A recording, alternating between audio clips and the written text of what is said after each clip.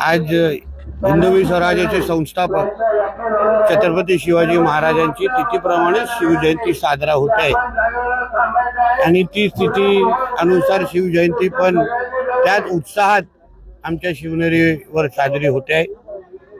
आमचे सगळे हिंदुत्ववादी विचाराचे आमचे कार्यकर्ते आहेत, परिवाराचे कार्यकर्ते आहेत, विश्व हिंदू परिषद असेल आणि आमचे स्थानिक आमदार, लोकप्रतिनिधी सोनावणेजी आणि सगळेच आम्ही एकत्र येऊन ही शिवजयंती त्याच उत्साहाने साजरी झाली पाहिजे यासाठी आम्हाला एकत्र आलेलो आहे।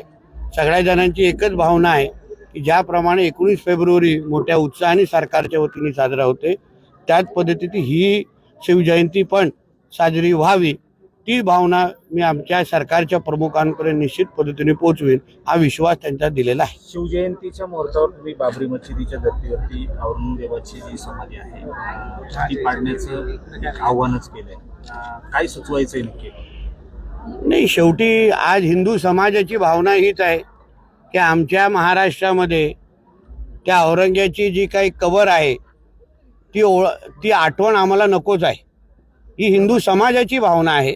प्रत्येक जण आज अस्वस्थ आहे की बाबा ज्या औरंगजेबाने आमच्या छत्रपती संभाजी महाराजांचे हाल करून करून त्यांना संपवलं त्याची ती कबर आपल्याकडे कशाला पाहिजे। काही लोकांना ती मोठी आठवण म्हणून वाटते, पण आम्हाला ती घाण हिंदू समाज म्हणून आम्हाला नको आहे। आम्हाला अशी कुठलीच चिन्ह नको जे आमच्या स्वराज्याच्या विरोधात जे उभे राहिले, ती कुठलीच घाण नको। कोणाला घाण पाहिजे असेल तर त्यांच्या पाकिस्तानमध्ये घेऊन जावं, बांगलादेशमध्ये घेऊन जावं आणि जी भावना ती आज हिंदू समाजाची आहे तीच मी माझ्या माध्यमातून व्यक्त केलेली आहे। मिशन कधी असेल? जेव्हा जेव्हा गड किल्ल्यांवर अतिक्रमण निघाले तुम्हाला सांगितलंय का? तर तुम्हाला उत्तर मिळालंय, ठीक आहे।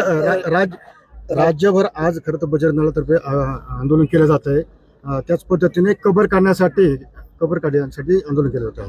बघा, शेवटी आमच्या बजरंग दल असतील, विश्व हिंदू परिषद असतील, सगळे हिंदुत्ववादी विचाराचे कार्यकर्ते, आज हिंदू समाजाची भावना आहे, पूर्ण समाज बोलतोय की त्या औरंगजेबाची कबर आमच्या महाराष्ट्रामध्ये नको आहे, म्हणून ती भावना आता प्रत्येकाला कळली पाहिजे, म्हणून राज्यभर हे आंदोलन होत आहे।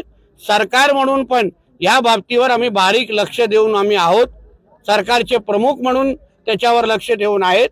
आम्हाला विश्वास आहे योग्य वेळी योग्य क्रिया होईल। मला 100 दिवसामध्ये एक बळी गेलाय, सुप्रिया सुळेने वक्तव्य केले की पुढच्या 6 महिन्यात अजून एक बळी जाईल। सुप्रिया सुळेने पुन्हा वक्तव्य केलं, महाविकास आघाडीचं सरकार आहे का? नाही, त्यांनी वक्तव्य केलं की 6 महिन्यात अजून एक हो, पण महाविकास आघाडीचं सरकार आहे का बळी देण्यासाठी आणि बळी घेण्यासाठी? आमचे सगळे मंत्री सक्षम आहेत, सरकार आमचं लोकांच्या हिताचं चाललेलं आहे। आम्हाला मोठ्या मतधिक्य म्हणून लोकांनी आम्हाला सरकारमध्ये बसवलेलं आहे, म्हणून ताईंनी वाट पाहत करावी, दिवस मोजावे, आकाशाकडे पाहत राहावं। काय मल्हार सर्टिफिकेशनचं नाव बदलावं असे जेजूरच्या विश्वासांची बघा, शेवटी भूमिका आपण घेणार तिथे दोन्ही भावना आहेत। विश्वस्त मंडळ पण मला भेटलेलं आहे, ती भावना मी ज्यांनी ही कंपनी ज्यांनी ही मोहीम सुरू केली त्यांच्यापर्यंत मी पोहोचवलेलं आहे। शेवटी जे चालू करणारे जे आमचे हिंदू समाजाचे जे काही कार्यकर्ते आहेत त्यांच्यापर्यंत ही भावना पोहोचवणं गरजेचं आहे। आज एका बाजूनी विरोध, दुसऱ्या बाजूनी समर्थन, दोन्ही बाजूनी आहेत, पण शेवटी भावना महत्वाची आहे की एका बाजूने हलाल जिहाद जो वर्षानुवर्ष जो सुरू आहे, हलालच्या नावाने एक मोठी अर्थव्यवस्था उभी केली जाते आहे आणि तो पैसा जिहादसाठी वापरला जातोय।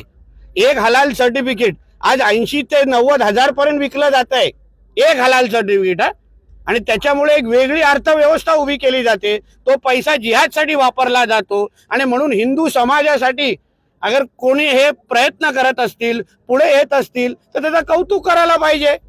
नावासंदर्भात काही विषय असतील ती भावना त्या संबंधित लोकांपर्यंत पोहोचलेली आहे, ते योग्य पद्धतीने निर्णय घेतील, पण शेवटी भूमिका काय आहे की हे जे काय जिहादसाठी वापरलेली अर्थव्यवस्था ही कुठेतरी आपण त्याच्या विरोधात उभं राहिलं पाहिजे, कारण का तेच पैसे उद्या लव जिहादसाठी वापरले जातात, ज्याच्यामध्ये आमच्या हिंदू माता भगिनींचं आयुष्य खराब केलं जातं।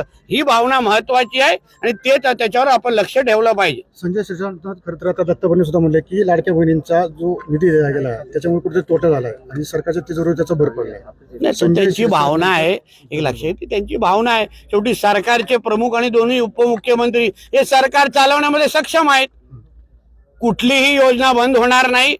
अर्थसंकल्प आमचा अतिशय प्रभावी पद्धतीने मांडला गेलेला आहे आणि जनतेच्या विकासासाठी कुठलाही पैसा कमी पडणार नाही हे आमच्या आदरणीय मुख्यमंत्र्यांनी वारंवार सांगितलेलं आहे. शरद पवारांच्या राष्ट्रवादीचे नेते जयंत पाटील आणि अमोल कोल्हेंनी आजपासून जय शिवरायचा नारा देऊन अरे आज फोन उचलल्यावर अल्लाह अकबर म्हटलं पाहिजे, जय शिवराय नाही. ज्यांच्या पक्ष ह्याच्या औरंग्याच्या विचारावर चालतो त्यांनी जय शिवराय फोन उचलल्यावर बोलू नये, रॉंग नंबर बोलून ठेवायला लागेल. मग फोन उचलल्यावर अल्लाह अकबर म्हणा, बरोबर लोकांना कळेल की हे राष्ट्रवादी काँग्रेस शरद पवार पक्षाचे कार्यकर्ते आहेत.